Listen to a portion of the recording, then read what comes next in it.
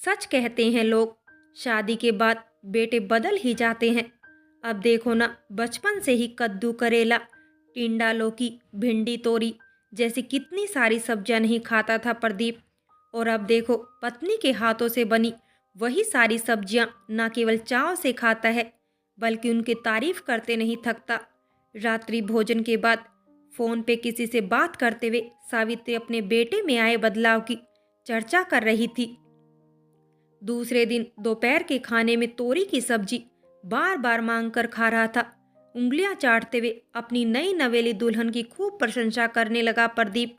पर अब सावित्री से रहा नहीं गया।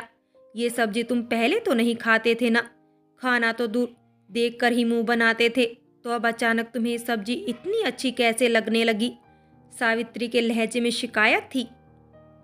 प्रदीप खाना खाकर हाथ मुंह धोते हुए बोला, नहीं माँ, मुझे ये सब्जी आज भी बिल्कुल पसंद नहीं है।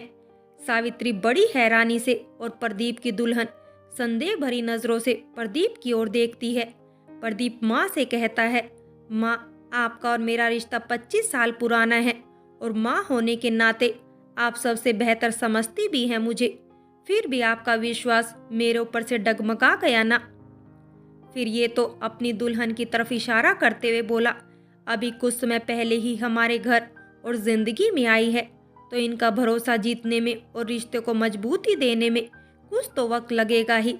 रिश्तों की बुनियाद के साथ साथ छत भी पक्का और मजबूत होने चाहिए। गीली छत पर चलने से पैरों के निशान हमेशा के लिए छप जाते हैं।